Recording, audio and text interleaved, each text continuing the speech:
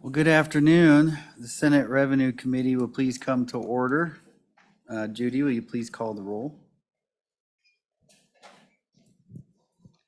Senator French, Here. Senator Ide, Here. Senator McEwen, Here. Senator Pappas, Senator Pappas is excused. He's presenting a bill in another committee and will be back as soon as he can. okay, and Chairman Biteman. Here. All right. Well, the only bill we have up for discussion today is House Bill 121 in gross property tax deferral program amendments sponsored by the good Representative Lawley. Come on up, Representative, and tell us all about your bill. Welcome to the Senate Revenue.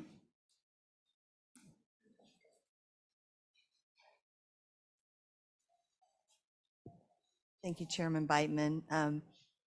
Revenue Committee, I appreciate having the opportunity to present House Bill 121 to you. Just a little bit of background, and I'll kind of briefly describe the bill, and if you want to walk through it, we can, or you can, I recognize you guys can read, so we'll may not try to bore you with that, but this, no comment.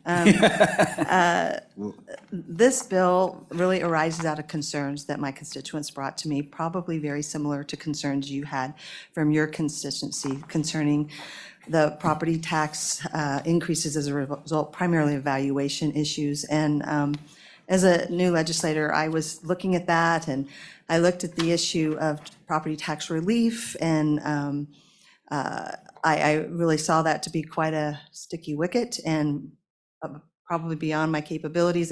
Obviously, those are important, but complex issues. And so I began to focus on the idea of property tax reform as really being something that was a little bit difficult. And so I looked at the relief issue. What could be done, if anything, to improve options in property tax relief? And so I first, of course, looked at the refund statute. I became aware that there were people already working that to expand that. You may know a little bit about that. And so I began to look at this issue of deferment, and there is a current statute, but I found some things about the program, how it is situated, that really cut off opportunity for the access of many citizens in Wyoming to this opportunity for property tax deferment. So the bill is basically to amend the current property tax deferment statute, and to do it really to do two primary things. One is to move it out of the counties up into the Department of Revenue, and I'll explain why in a moment. And then I added one pathway. The statute as it currently exists is actually a very well constructed deferment program, and it already had 4 independent pathways, which we'll talk about more in a moment, and I added an additional one for disabled vets. So really that's all I'm doing in terms of the amendment itself, is taking an already existing program, but that isn't functioning except right now in one county, and seeking to bring it up into revenue so it can perhaps be more accessible for other people that live in other counties. And particularly, I would say from my district is really rural counties. And it particularly is a difficult and burdensome for them to actually operate this. So with that in mind, for those online in particular, I want to make a distinction about what a deferment is. A deferment is an agreement to stay, if you will, or delay the collection of a tax. It doesn't affect the valuation of the property. It doesn't affect the correctness of tax. It doesn't excuse tax. It doesn't refund tax. It simply defers the collection. And it does it through an agreement, and then ultimately a tax lien put on the property to satisfy any tax that's deferred. So there's no loss of revenue. And again, a tax lien by law has a priority position, and it's there until it's satisfied. So that's a deferment, what it is. As I said, the statute's been on the books, I think, since at least 1998, possibly further back. But really, I think for 1 year, you're going to hear that Sheridan County stood it up for about a year sometime back. But really, the only county currently operating it is Teton County. So one way to look at this is, unless your constituents live in Teton County, that their primary residence is in Teton County, your constituents don't have access to this particular deferment opportunity. And the reason is found in the statute. It says, and this is actually in the repealer on the bill, but it tells us in the statute, which is 3913-107, Romanet 3G, it currently reads, "The deferral option shall not be available in any county which has not adopted rules as required by subparagraph A of this paragraph, or which has received disapproval of its county program by the department." So that, I mean, that answers the question. I've heard a lot of theories about why different counties haven't done it. I can share with you that my own county assessor has said we don't have the manpower to create rules, and it's a burden for us, being a county that isn't mineral rich, to even offer the deferment. So basically, as it's currently operated, the statute is a good program, but there's not access. And so what I'm proposing will give that access. It will give uniformity of the way that the program is operated across the state. And what it really does is respond to three different burdens, I believe, that the statute has, and that is the burden of administration for the local counties, the burden of the financial hit in the immediate future when they give a deferment, and then thirdly, what I call the burden of, I would call it a stigma, the stigma to ask for help in Wyoming. We are very independent people, but when I'm going to need help, I would rather call someone in Cheyenne that I don't know and I will never see than I would want to go talk to someone in my county who I'm going to see at the grocery store, at the ball game, or maybe at church. So I think it kind of at least goes somewhat to that stigma issue of asking for help, and I think pulling it up into the Department of Revenue helps with that. So I see here. The statute would continue to operate fundamentally in all the ways it did from the beginning of its conception, which is, number one, you can only defer up to half of the amount of the tax for that year. You can get continued deferments, but once you've deferred up to half of the fair market value of the property, you can't get any more deferred. So again, I mentioned about the independent pathways. There's 4 independent pathways were already in the statute. The first one was income-based. The other was age-based, over age 63 or older. That was the second. The third one is the Social Security disability, as basically determined by the Social Security Administration. And then there was one for having lived in your home over 10 years. And I'm simply adding one to that, which is basically disabled vets that have compensatory disabilities as determined by the Veterans Administration. Again, with that, if you have any questions about the bill, I would be happy to answer those for you, and I stand ready for questions, Mr. Chairman. Thank you, Representative Lawley. Are there any questions? Senator Ide. Thank you, Chairman Beitman. Representative Lawley, how much or how often is this deferral program getting used, right now? Do you have any data on the dollar amounts and the number of people, just to get a gauge to see how much use it's getting right now? Thank you. Representative. Thank you, Chairman Beitman. Senator Ide, that's a great question. I don't have the statistics on that, but I think the department does. Again, I'll reiterate that only Teton County has stood it up. So all we have is from Teton County, because the other 22 counties, citizens have no access to the program. So that we'd have no data because there's no program they can apply for because of the way the statute is constructed. So I think that the department here will be able to provide for you some of the information from Teton County's current program. Thank you. Any further questions? Yeah, Senator McEwen. Thank you, Mr. Chairman. I'm looking on page 5.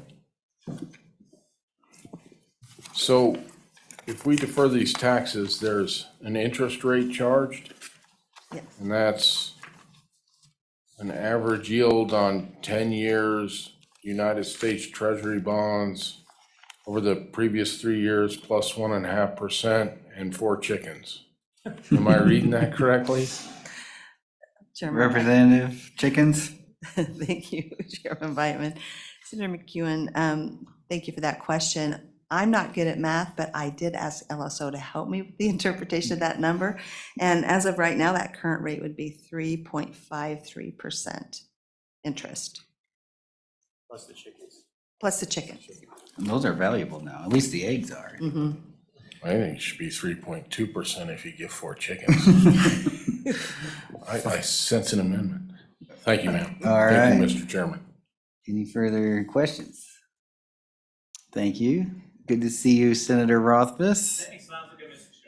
Well, you missed the show, except you got here just in time for the chickens. So anything to add on this little bill you guys have here? Mr. Chairman and committee, I just think it's a really nice approach to a program that hasn't been as successful as I think we had hoped in the past it would be, and provides a very plausible path forward on actually allowing it to be implemented. I think it addresses a lot of the concerns that we see, doesn't necessarily change anything from the state's perspective or even the county's perspective, but I do think it makes the counties whole quicker. And that's going to be a positive, and overall, it should be a win-win, both for the state, the counties, and the individuals. Thank you, Senator. Questions for Senator Rothfuss? Senator, I see, it does, obviously it benefits the government and that they're getting their money plus 3.5% plus a couple chickens. I guess you could argue it does benefit the taxpayer to an extent that they can stay in their home, but they're also accruing penalties and interest. And then when they do either pass away or sell their home, they'd obviously have to pay. There's a lien on that. So there's a tax lien regardless whether or not you pay your taxes or not. What's the benefit of doing this as opposed to just not paying your taxes at all?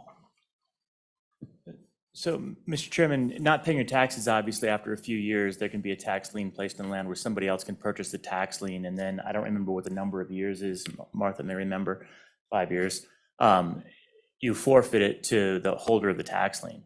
Under this circumstance, you maintain ownership regardless. And with the interest rate that's here, the nice part is the home's probably going to appreciate roughly at this rate, if not more. So the moment you lock into this program, you don't necessarily gain equity in the home, but well, you actually still would, because again, we're talking about a fractional portion of the home value relative to the overall home. So really, for the homeowner, they still will have an appreciating asset over time relative to the liabilities increase, even with a 3% finance fee. So this is the kind of thing that I'm surprised they're not doing it now, but I think it really just comes down to that it's only available in one county. I'd love to see this approach more widely available to see if it would be done and utilized. It holds the state harmless, but it does provide a great tool for folks that are struggling with all the concerns, Mr. Chairman, that you've certainly raised during the session, where you end up you have an appreciating asset, which is great. Yay, my house value is appreciating. And along with that comes massively appreciating taxation. And honestly, if we do the math, which Representative, did you do a graph or anything as far as what the cost relative to appreciation is? We could probably put that together, and I think it would show that you're still getting a differential gain in value, as you should as the owner of the asset, even if you don't pay a dime of taxes. And it's appropriate then that on a transfer, that lien has to be extinguished. But up until that transfer point, maybe you end up living in that home for 25 more years, and you still have an appreciating asset to pass on to your kids. Senator McEwen. Thank you, Mr. Chairman. As I read this, once we get to half the value of the home, then the deferment's done and they're going to collect all the taxes.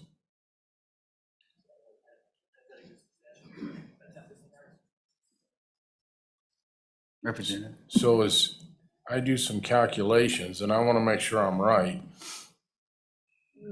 based on the average house and the average tax rate, that's going to give you about 12 years of deferrals before you're at half the value. Is that correct? Thank you, Mr. Chairman. Representative?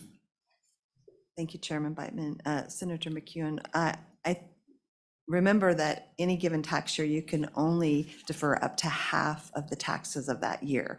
So again, I already told you I wouldn't get at math, so, but I think it might be more than 12 years. And again, appreciating value of the home as well. So again, you might be better at math than me. Follow up? Mr. Chairman, thank you for clarifying that. I missed that. So that would give you 24 years. Give or take a little, depending on what county you're in, and just the quick blush overall. Thank you. Senator?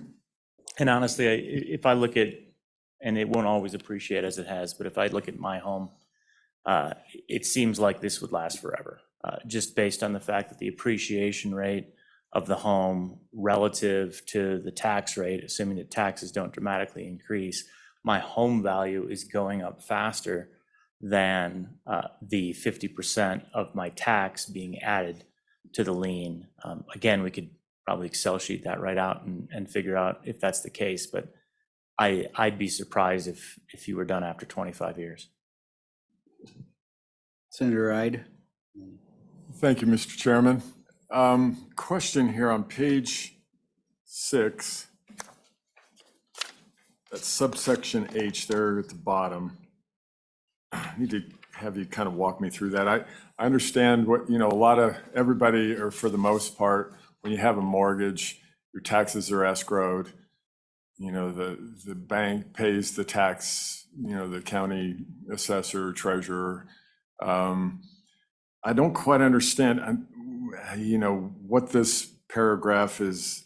It's complicated to me. Who is the authorized agent there on line 21? I don't quite understand the process of how you would go through this if the taxes are escrowed with your bank and they actually have those tax dollars. So if you could help me out with that one, I'd appreciate it. Thank you.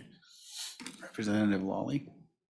Thank you, Chairman Beitman. Senator Ide, this provision has to do with the requirement that if there's a mortgage already existing on the property, that the mortgage holder or its representative has to co-sign the affidavit asking for the deferment. They have to agree to the deferment because they already have a lien, and it's the process of how that they would be a part of that. So again, they would have to give permission if they already have a lien, a mortgage lien on the property. Follow up real quick. Yes. Follow up. So how would that work if those tax dollars are already fully funded at the bank, through the escrow payments on their monthly mortgage payment, like typically most of them are? I don't quite understand if those dollars are there, how or why they would need a deferment. So thank you. Yeah. Well, again, I can't really answer the question of whether they would need the deferment or not. I think the more practical truth is that mortgage, if the property's heavily mortgaged, the mortgage company is not going to agree to a tax lien.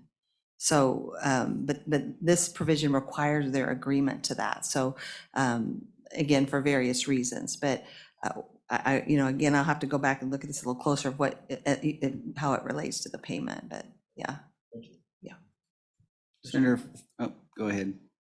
Just on that, I think Representative Lawley's correct. It would probably not get used very much under that circumstance, but I do think that if you had, we'll say $2,000 a year that was going to go to property tax, dividing that out by 12, that's basically going to then be your monthly mortgage payment. In addition, that's going into the escrow.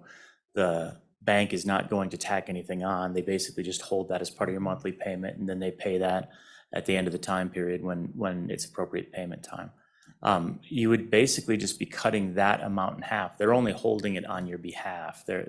So if you were to enter into this on, that $2,000, or excuse me, you'd then only have a $1,000 total annual payment over 12 months in your escrow payment instead, presumably. But yeah, if it's heavily mortgaged, they might. This is the state's primary lien, correct? Always, Yeah. tax lien's always Yeah. primary So by statute. they're not going to be excited about signing off on that? Yeah. And Chairman Bidman, can I Yeah, follow up there? Thank you. certainly. Thank you, Mr. Chairman. Senator Ide, also again, keeping in mind that only up to half the tax can be deferred. So there will be some cases where there'll be partial deferment, but they will still be collecting if a lien holder. And again, I can't make that decision for them, but I'll tell you my experience as an attorney is that, if there's a very low mortgage number, they might be open if circumstance and the relationship with their client, but if it's highly mortgaged, likely no go. And this isn't really an option for someone like that. But that's why we talked about older people in their home or people that have lived in their home a long time and they have it paid off. Their maybe income because of where they are in life is declined, but their property increases. This becomes a really, potentially good option for. Senator French. Thank you, Mr. Chairman. Question, and I apologize if you've already talked about it. The bottom of page 4, it starts notwithstanding Wyoming statute, blah, blah, blah. Interest shall occur on any tax collection deferral granted by the department, and that goes at a rate, the 10-year plus 1.5% plus a herd of chickens. Who gets that interest that's collected from these? Maybe there's across the state, I don't know, I'm just throwing a number out there, maybe there's 100, but there's a certain amount of interest collected. Who gets that? When, does it go back to that county where it happened, or can you help me out with that? Thank you. Representative. Chairman Bidman, Senator French, thank you for that question. It did go back to the sort of chicken and egg discussion we had a moment ago, but where we gave that number, what it would be about 3.53%. But where it goes is back to the Department of Revenue, and the statute has a provision that there's initial appropriation of $200,000 solely for the giving, making whole the counties for any deferrals that the department would do. And so when they recollect those deferrals and any interest, that would be put back into an account to be kind of a self-funding account for future deferrals. So that would include the satisfying of these deferral liens as well as any interest collected would go back into the Department of Revenue, but specifically to be held to continue the program until the program's, taken away. Thank you. Any further questions? Going back to I know this hasn't been changed, it's in the current statute, but any guess as to why we limit it to half of the property tax owed? I mean, I envision, your elderly couple trying to live off of Social Security and their property tax payments are far out exceeding the growth of the inflation adjusted Social Security payments. And they're falling farther and farther behind and can't even pay the taxes on their home. And to me, that's the target market for this bill. Why aren't we helping them more and let them defer all of it, since that's who we're trying to help ultimately, in my opinion. Chairman Bidman, I really appreciate that question. I tried to kind of not fiddle much with the statute because I really wanted to be clear we were just lifting it up. But I would agree that I would have rather not had that limitation, or at least have it set where the department could make less than full, but for reasons, but not be limited to only half. But as to why the legislature did that, I could not even guess why they did that. Okay. Welcome back, Senator Pappas.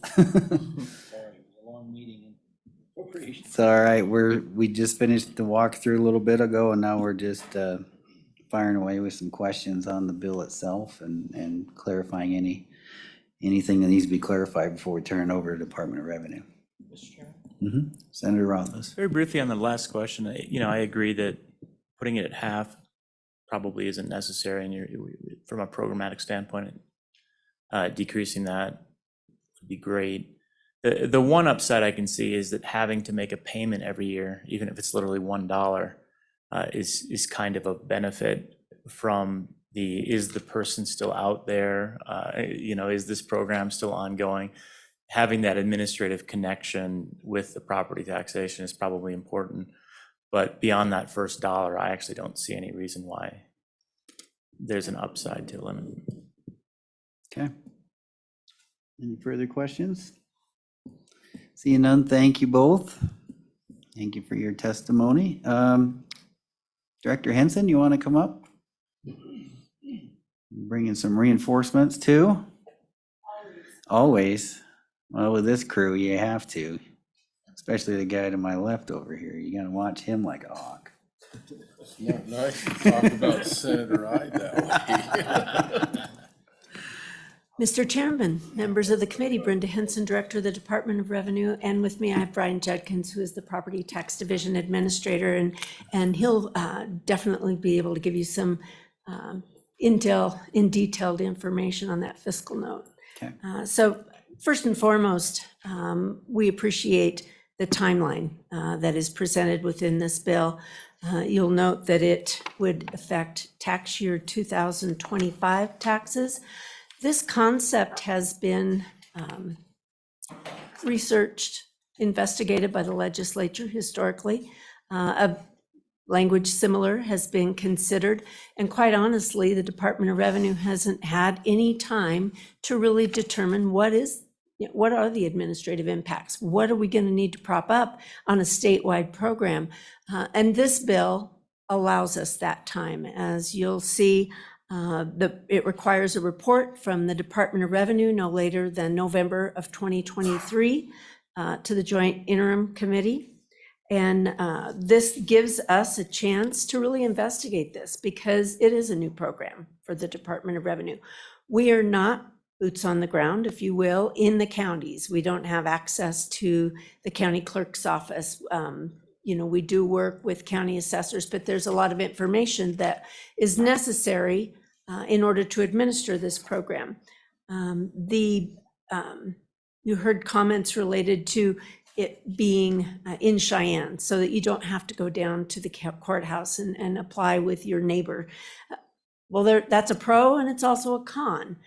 If you're the type of property owner that really likes that one-on-one, I get to sit down with the local county treasurer, county commissioners and have this discussion, you might not be appreciative of the fact that now you've got to reach out to a state agency at the Department of Revenue. So I see that as a challenge that we've got at the agency to make them comfortable. How are we going to roll out this program that makes it easy for that taxpayer that finds themselves in a situation where this program would be a benefit to them? So that's definitely something that we're going to need to investigate over the next few months. A couple of the other pieces that were discussed, I did want to look at that question specifically about where does that interest go? And so on page 4, when you look, excuse me, it's not page 4. Let me turn the next page, page 6, lines 8 through 13. It's talking about the amounts in that account, and that discussion about the amounts in the account shall not revert and shall be continuously appropriated to the department for the purposes of providing payments, and any earnings on the account shall be deposited in the account. So my only question is then when I turn to page 9, section 3, line 16 and 17, this section states any unobligated funds remaining in the appropriation of $200,000 shall revert as provided by law June 30th, 2026.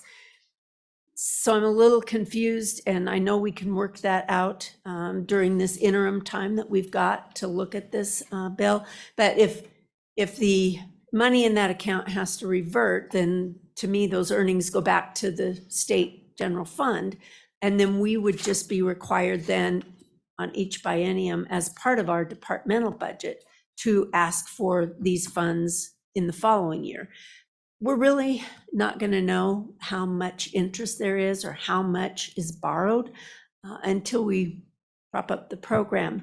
And with that, I wanted to just mention the only amendment on this bill on the other chamber was on page 9, on lines 1 and 2. They just inserted an honorably discharged veteran. That was the only amendment and why you see an engrossed copy before you today. With that, I would answer any questions, or I would defer to Brian Judkins to talk about that fiscal note. Thank you, Director. Senator McEwen. Thank you, Mr. Chairman. Yeah, I'm looking at your definition for the disabled vet, and it says compensable service-connected disability. How do we define compensable? Mr. Chairman, Senator McEwen, so we also administer the Veterans Property Tax Program, and so we work with the Department of Veterans Affairs, and there's a form that the VA provides to the veteran that states what that service-connected disability is, certified by the Veterans Administration. If you have any disability that they have deemed certified, the minimum percent on that is 10%. And so we have the same language in the Veterans Property Tax Refund Program. And as long as they have that certificate that says they have a certified from the VA, then we would go ahead and allow it for both this program and the Veterans Exemption Program. Director, how do you envision this working in the real world? How are you going to reach the people that need to be reached if this program even exists, and how would they sign up? And could you walk us through the how and the logistics of even making this a successful program?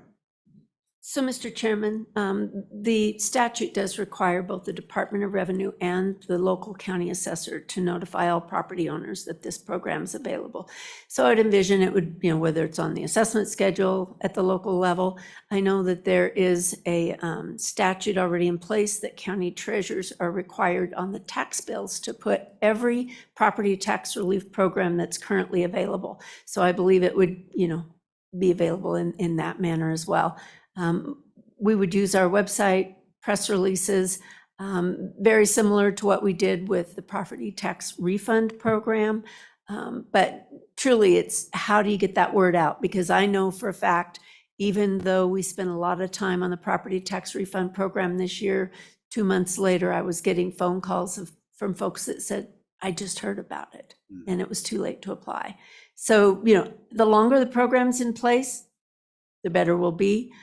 Definitely once we have an applicant that applies and receives a deferral, we can automatically send them the information for the following year. We've got them in our database. We'll ensure that communication is there. But it definitely on the front end is going to present a challenge, and we'll have the team brainstorm it and see what works best. And a follow-up, is that $200,000 appropriation to cover the expenses of rolling out the program, or is that going to be an additional expense? Mr. Chairman, there's no provision or appropriation in this bill for the administrative expenses, but I do believe that that's our charge, to come back to you when we do that report to the Joint Revenue Interim Committee in September. If there's an administrative cost, we'll report that to you at that time. We're required to have our rules in place by January of 2025, I believe, so that the program, the first time these would be available at the state level is 25.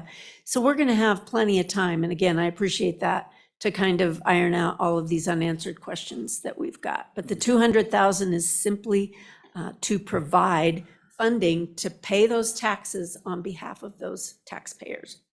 Okay. Yeah, Senator Ide. Thank you, Senator or Chairman Beitman.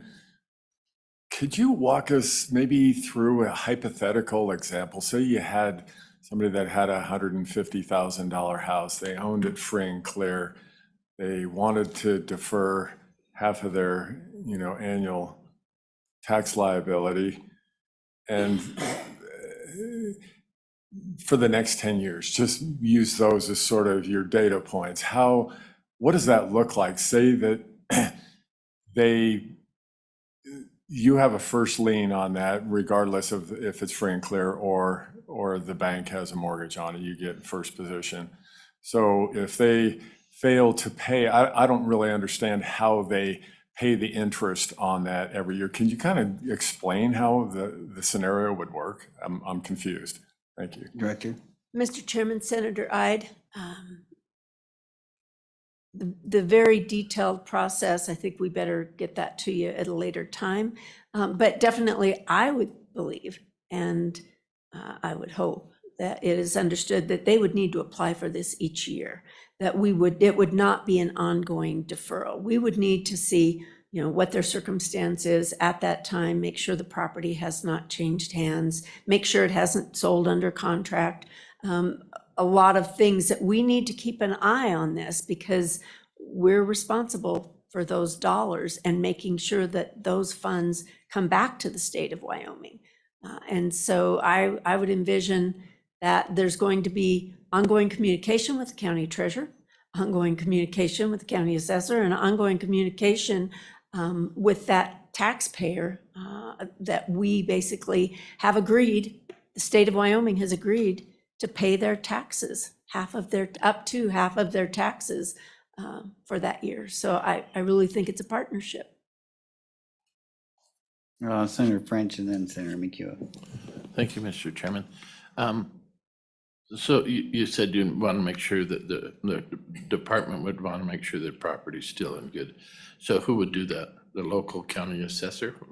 Who would say that property from year X to year Y has not changed? It's still in good condition, whatever. Who's going to make those determinations? Thank you. Director? Mr. Chairman, Senator French, I do believe that through the rule promulgation process, I think we would have the ability to outline some of those things within our rules. For example, if it was deemed that it should be the county assessor, we could put that in the rules. One thing that I think is interesting, and granted, it's current law, on page 4, lines 13 through 16, it talks about this maximum that we've discussed a little bit. If at any time the department finds that the total taxes deferred exceeds 1/2 of the fair market value of the property, current law as estimated by the county commissioners, and of course this bill changes that to the Department of Revenue, for ease of administration, I would prefer to use the fair market value as established by the county assessor in that spot. That way we're not asking a fee appraiser to make that determination. Obviously, I've got appraisers at the Department of Revenue, but I don't think that that's an appropriate position for them to be in. The entity that's responsible for administering the deferral has the same person go out and say what that property's worth. I don't think that's appropriate. So it seems to me we've got a mass appraisal process in place. Why not have the value here be that reflected on the county assessor's assessment roll? But just other items that I would anticipate, this is my review of this on first glance. All of these things we would bring to the joint committee in that report as to, is there some cleanup language that would make administration of this easier? All of those things we'll cover in that report. Senator McEwen? Thank you, Mr. Chairman. Okay, let's say that I'm living on this deferment and I've applied every year for 3 years and I get approved. And then I inherit money or I get a pay raise, yeah, I'm no longer eligible for the deferment. What happens in your mind to the first 3 years of deferment that I've taken? Now that I'm not qualified, is that due immediately? Does it hang out there?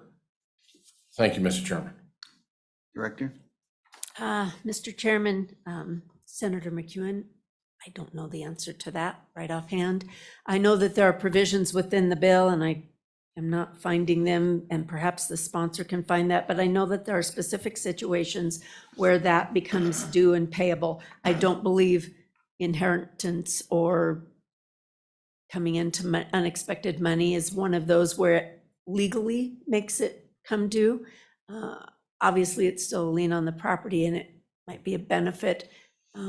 I don't know if that would be the role of the department to suggest payment. I'm not sure. I'll have to think on it. Great question. Similar to that question, the language regarding the, if the department finds at any time that the total taxes deferred exceeds a half of the fair market value, the department may call it immediately and demand payment. Obviously, the person's probably not going to be able to pay and it triggers a tax sale. Then we go right back to where we were before this program even existed, right? We're trying to avoid tax sales. We're trying to keep seniors and disabled people in their homes. Doesn't that kind of fly against the intent of the bill, having that language in there? Mr. Chairman, perhaps the discussion about the fiscal note would help, but when you look at the tax amount and that median residential tax amount, for example, in Teton County, where that's the highest amount that we've got, it would take, in order for you to have a property that has, let's say, an $8,000 tax bill, when you're deferring $4,000 per year, it's going to take a very, very long time for you to have a lien on your property for taxes that exceed 1/2 of the fair market value of the property. So I don't see us bumping up against that, but we will do some what ifs. Mr. Judkins, you want to elaborate on that possibly? Thank you, Mr. Chairman, members of the committee. Brian Judkins, I'm the administrator of the Property Tax Division for the Department of Revenue. I just wanted to briefly do some highlights on the fiscal note. So what I had calculated was approximately $600 for a median, or that's what the benefit would equate to throughout the state, would be approximately $600. With the help with Wyoming Economic Analysis Division, I estimated approximately 43,000 applicants could possibly be, that may qualify. But with the use in Teton County, I like to base my estimates more on facts. And I think it was asked earlier by Senator Ide what the stats were in Teton County. And for 2021 deferral, there were 3 applicants. So based on that percentage, I estimated statewide that approximately 305 applicants could use this deferral program, equating to approximately $200,000. And I do want to reiterate that this assumption is very, very subjective. With that little of numbers to base these facts on, this could substantially increase significantly for the deferral. In Teton County, the median for 2021, the median tax bill was approximately $4,000. So in 2021, if you took half of that median, they would have got a deferral of $2,000 times 3 applicants would be approximately $6,000 that Teton County would have deferred. in my mind, looking at this, the two biggest differences in this amendment to the statute is right now, as it was mentioned by Representative Lawley, that the counties administer this program currently. The bill would give the department the authority to administer this program. And right now, the deferrals come out of the general fund of the counties. They provide the monies for this program. And with the rewrite, it would bring that back to the state funding this program rather than the individual counties. With that, I'll stand for any questions. Any questions? See none. Thank you both. Public comment. Anybody else wish to comment on the bill?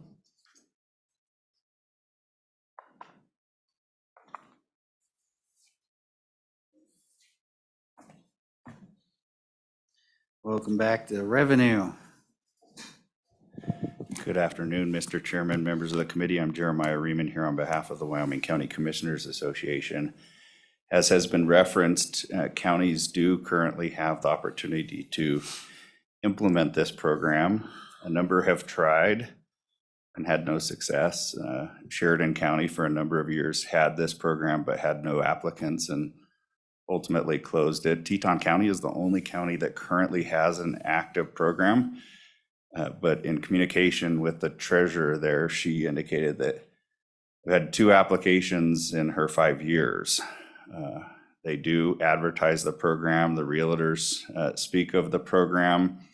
But for a variety of reasons, people don't ultimately pursue the option. As Representative Lawley, I suspect, indicated to you, there's certainly that connection, a community connection, knowing the person across the table from you, and maybe that dissuades some folks. Often the tax bill, although they may be high in Teton County, is not high enough that they want to have a lien on their property, or perhaps a son or daughter or relative will just simply pay it rather than having that.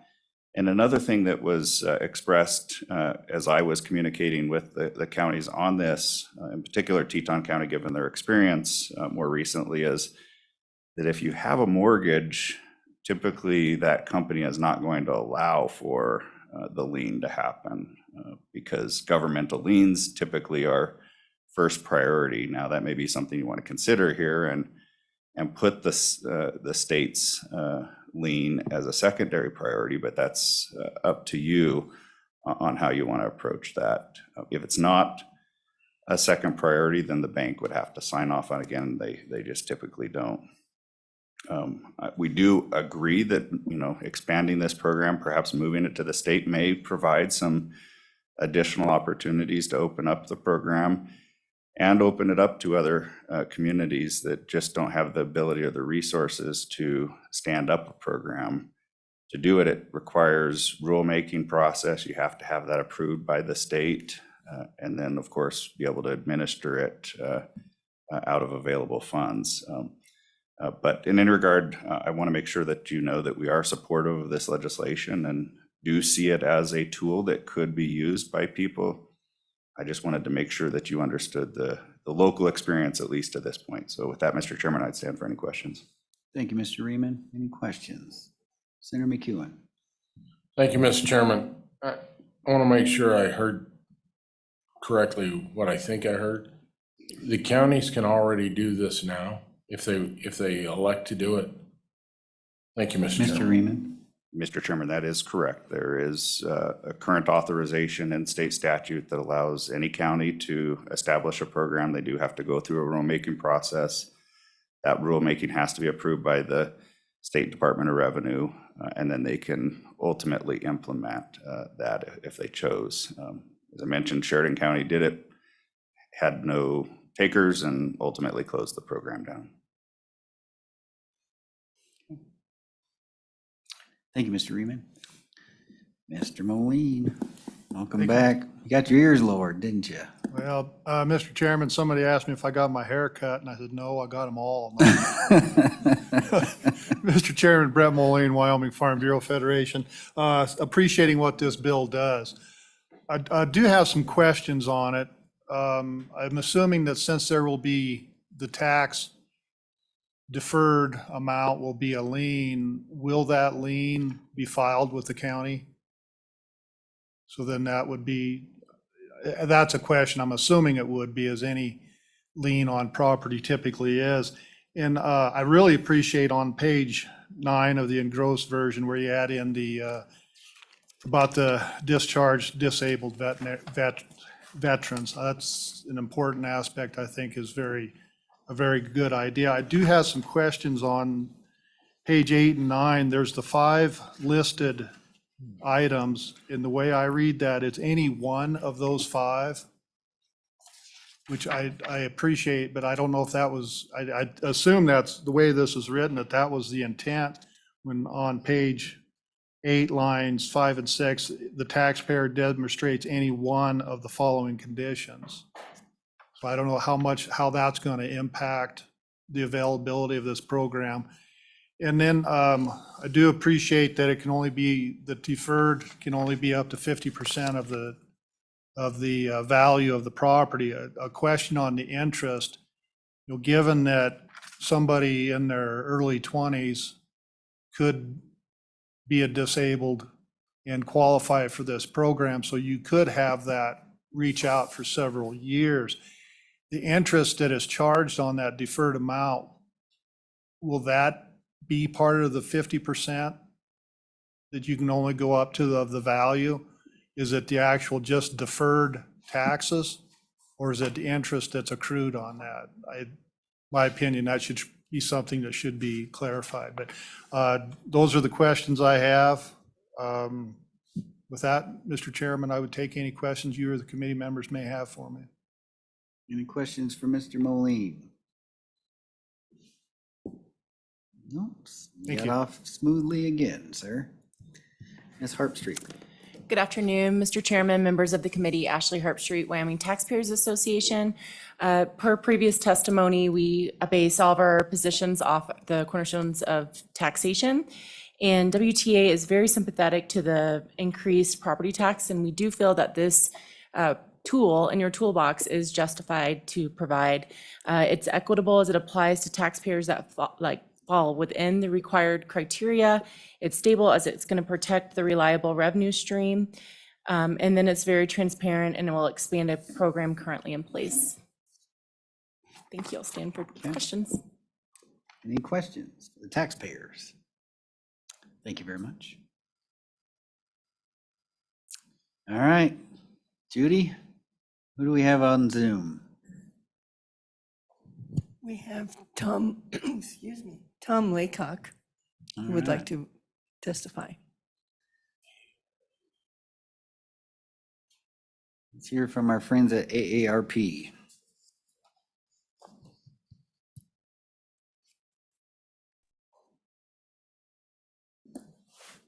Welcome to Senate Revenue, sir. Thank you, Mr. Chairman. Tom Laycock, AARP Wyoming, Associate State Director. Wanted to just offer our support of this particular program. We appreciate the thought that Representative Lawley's put in it. Mr. Chairman, I think you hit the nail on the head in terms of who this is this program is aimed at. We appreciate folks thinking about our members and their need for some property tax relief where they're sort of their wage earning days have passed. There was a question about, folks knowing about the program and being willing to jump in on it. I'll tell you, last year we worked with Director Henson and her revenue department to let folks know about the property tax refund program. We found that a very successful partnership. We're happy to do it again, and just be happy to appreciate your support on this particular bill. Thank you. Thank you, sir. Any questions for Mr. Laycock? Any questions? Seeing none, thank you, sir. Appreciate you being with us today.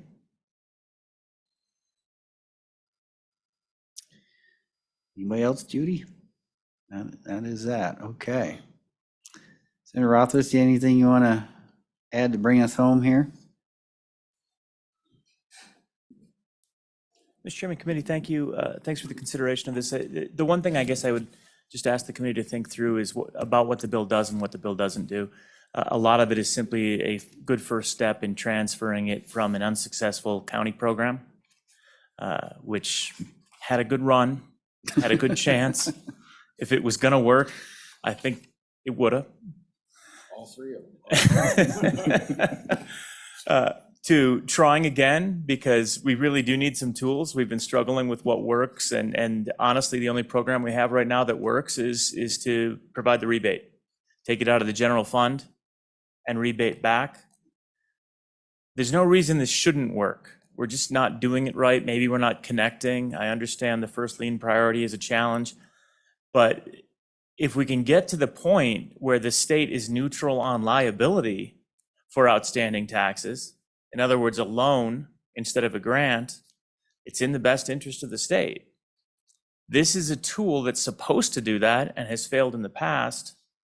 Taking it to the Department of Revenue provides another run at it. And I really appreciate also the way that Representative Lawley drafted this to make sure that we're stepping through, we've got a good runway ahead of us, and we can see if we can do it right. My hope is that we have an opportunity to do this for a few years and see if it works better than it did at the county level.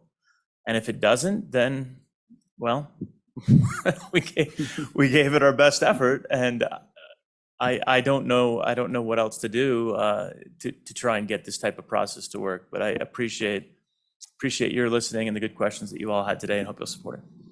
Well, we appreciate you, Senator Rothfuss. Thank you so much. Mr. Chairman, Yeah, Senator Pappas. I have a question of the good senator.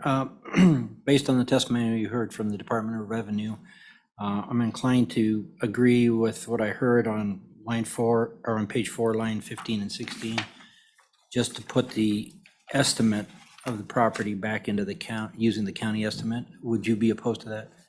Mr. Chairman, Senator, I thought that was a great idea. It made perfect sense, that Okay. analysis, yeah. Right, so when we get to doing the bill, I'll propose that amendment. Thank you. Okay, sounds good. Thank you, Senator.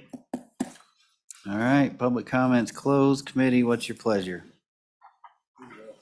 Moved by Senator Pappas. Any discussion or amendments on the bill? Senator Pappas, let her rip. All right, that would be page 4, on line 15. Reinsert the stricken language. On line 16, reinsert the stricken word commissioners. And then delete the word department. Okay. Question for you on that. Would you want to, instead of county commissioners, would you want the county assessor? Or would you want commissioners? Does it matter? Mr. Chairman, I think when you, I think Director Henson said county assessor when in her but testimony. if you leave it to the county commissioners, it's the county, basically, doesn't it? Would you like to see county assessor? Okay, I will make that correction. Okay, little friendly amendment there, a little County, nudge. Instead of commissioner, we'll do assessor. Okay, So the board of would be taken out as well. okay. So I'll read, of the fair market value of the property as estimated by the county assessor. That's how it'll read. Any questions, committee? Any discussion? Are we bringing this language down here back or not? No. Line 22, 23, is that included? Okay, thank you. Mhm.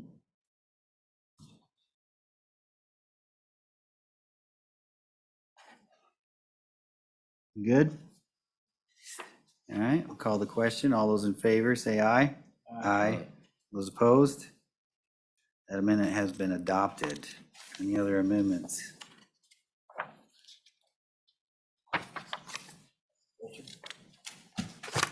All right, any discussion on the bill?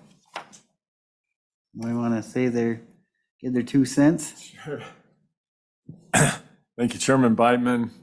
I'm having a hard time with this bill. I think I'm a no vote. It's too complicated. It's not getting used. I mean, we have like 3 customers in the entire state. from the testimony we've heard. You know, it's not relief, it's not reform, it's a deferment with interest. And you just hate to encourage people to go into debt to or defer their taxes when they're struggling already. And, you know, for those reasons, I applaud the, you know, people trying to help out others, but I don't think this is the right program for it. It's just, it's not getting used right now, and I hate to centralize it with the state. I think the counties are probably the best ones to be doing it anyway. They're closer to the people. So with that, that's where I stand on this. Thank you, Mr. Chairman. Mr. Chairman. Yeah, Senator Pappas. For the very reasons that Senator Ide mentioned, you know, it's not being used is the reason why I think we should pass this bill. Let's make it workable, and I think putting it into the department will give it a chance. Again, I think it's just another tool in the toolbox. I don't know why you would want to not allow this to be available to those folks. Let's, you know, obviously it was a good idea, or else we wouldn't have this program, but it wasn't working. So let's try this. Let's see if it'll work at the state level. And if, you know, if it still doesn't work, then we can get rid of it. But I don't think we ought to just say it's not a good program. Thank you, Mr. Chairman. Thank you, Senator Pappas. Anybody else? Well, I'll tell you what I'm not going to do. I'm not going to bring a substitute bill. So that's not how we operate in the Senate. We'll vote this up or down on the merits, but we won't have a public humiliation of the good senator. And yeah, committee, I'm kind of torn on this. I see what we're trying to do here, but it's just, it's almost like we're doubling down on a failing program. Like Senator Ide said, it's not really relief. It's not really reform. You're just accruing interest on a debt that you already owe. I struggle with this, but I'll call the roll and we'll see how this goes. Judy, will you call the roll, please? Senator French, No. Senator Ide, No. Senator McEwen, No. Senator Pappas, Aye. Chairman Beitman. No. Mr. Chairman, there were 4 noes and 1 aye on House Bill 121 engrossed. House Bill 121 has failed the Senate Revenue Committee. And ladies and gentlemen, that clears the desk for our committee for this session. Thank you, Senator. I'd like to thank Judy and Donna for all your help this session. We really appreciate you and all you've done for us and keeping our committees running very smoothly. And just know that we really appreciate all your help and efforts. And thank you, Department of Revenue, for always keeping us informed of everything and your great testimony throughout the session. We're looking forward to the